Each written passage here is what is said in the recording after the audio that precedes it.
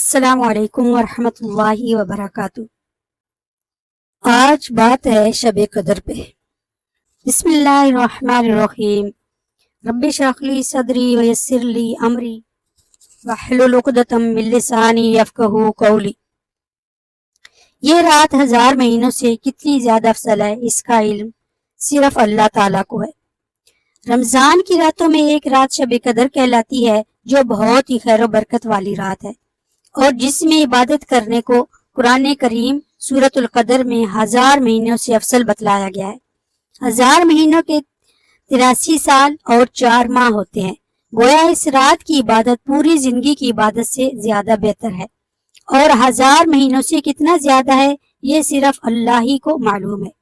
نبی کریم صلی اللہ علیہ وسلم کے ارشاد سے معلوم ہوتا ہے کہ یہ رات رمضان کے آخری عشرہ میں ہوتی ہے، لہٰذا اس آخری عشرہ کا ایک لمحہ بھی ضائع نہ ہونے دے۔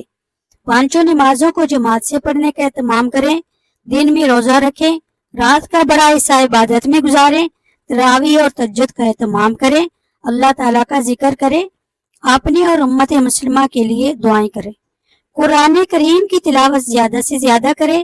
بے شک قرآن پاک کو شب قدر میں ہی اتارا گیا ہے، یعنی قرآن شریف کو لوح محفوظ سے آسمان دنیا پر اسی رات میں اتارا ہے۔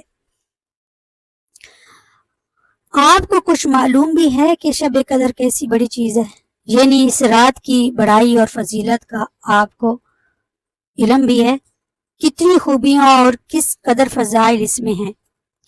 اس کے بعد چند فضائل کا ذکر فرماتے ہیں۔ شب قدر 1000 مہینوں سے بہتر ہے، یعنی 1000 مہینوں تک عبادت کرنے کا جتنا ثواب ہے، اس سے زیادہ شب قدر کی عبادت کا ہے۔ اس رات میں فرشتے اور حضرت جبرائیل علیہ السلام اترتے ہیں، اپنے پروردگار کے حکم سے ہر امر خیر کو لے کر زمین کی طرف اترتے ہیں، اور یہ خیر و برکت فجر کے طلوع ہونے تک رہتی ہے۔ سورۃ العلق کے ابتدائی چند آیت سے قرآن کریم کے نزول کا آغاز ہوا ہے۔ اس کے بعد آنے والی سورۃ القدر میں بیان کیا کہ یہ قرآن کریم رمضان کی بابرکت رات میں اترا ہے، جیسا کہ سورۃ الدخان کی آیت نمبر 3 اور سورۃ بقرہ کی آیت نمبر 85 میں یہ مضمون صراحت کے ساتھ موجود ہے۔ شب قدر کے 2 معنی ہیں، اور دونوں ہی یہاں مقصود ہیں۔ ایک یہ کہ یہ وہ رات ہے جس میں تقدیروں کے فیصلے کیے جاتے ہیں، جیسا کہ سورۃ الدخان کی آیت نمبر 4 میں ہے، اسی رات میں ہر حکمت والے کام کا فیصلہ کیا جاتا ہے۔ دوسرے معنی یہ ہیں کہ یہ بڑی قدر و منزلت اور عظمت و شرف رکھنے والی رات ہے۔ اس رات میں قرآن کریم کے نازل ہونے کا مطلب لوح محفوظ سے آسمان دنیا پر اترتا ہے، یا اس رات میں پورا قرآن کریم حامل وحی فرشتوں کے حوالہ کیا جانا مراد ہے، یا یہ مطلب ہے کہ قرآن کریم کے نزول کے ابتدا اس رات میں ہوئی، اور پھر واقعات اور حالات کے مطابق وقتاً فوقتاً 23 سال کے عرصہ میں نبی اکرم صلی اللہ علیہ وآلہ وسلم پر نازل ہوا۔ اس رات کی فضیلت و اہمیت کے متعلق متعدد احادیث کتب احادیث میں موجود ہے۔ یہاں اختصار کی وجہ سے چند احادیث نبوی ذکر کر رہی ہوں۔ اللہ تعالی ہم سب کو عمل کرنے والا بنائے۔ رسول اکرم صلی اللہ علیہ وسلم نے ارشاد فرمایا، جو شخص شب قدر میں ایمان کے ساتھ اور ثواب کی نیت سے عبادت کے لیے کھڑا ہو، اس کے پچھلے تمام گناہ معاف ہو جاتے ہیں۔ کھڑے ہونے کا مطلب ہے کہ نماز پڑھنا، تلاوت قرآن اور ذکر وغیرہ میں مشغول ہونا ہے۔ ثواب کی امید رکھنے کا مطلب یہ ہے کہ شہرت اور دکھاوے کے لیے نہیں، بلکہ خالص اللہ کی رضا حاصل کرنے کے لیے عمل کرنا ہے۔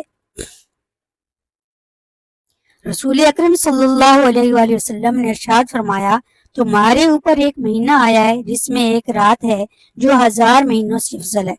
جو شخص اس رات سے محروم رہ گیا، گویا سارے ہی خیر سے محروم رہ گیا، اور اس کی بھلائی سے محروم نہیں رہتا مگر وہ شخص جو حقیقتاً محروم ہی ہے۔ رسول اکرم صلی اللہ علیہ وآلہ وسلم نے ارشاد فرمایا، شب قدر کو اخیر عشرہ کی طاق راتوں میں تلاش کیا کرو۔ مذکورہ حدیث کے مطابق शब कदर की तलाश 21वीं, 23वीं, 25वीं, 27वीं और 29वीं रातों में करनी चाहिए।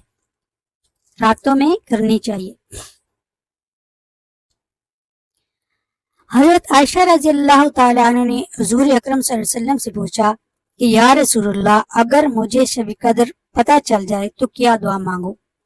हुजूर अकरम सल्लल्लाहु अलैहि वसल्लम ने इरशाद फरमाया, अल्लाहुम्मा इन्नका अफ़ुव्वुन तुहिब्बुल अफ़्व फ़अफ़ु अन्ना। ऐ अल्लाह, तू बेशक माफ करने वाला है और पसंद करता है माफ करने को, बस मुझे भी माफ फरमा दे। अहम अलामतें कुतुब हदीस में मज़कूर हैं।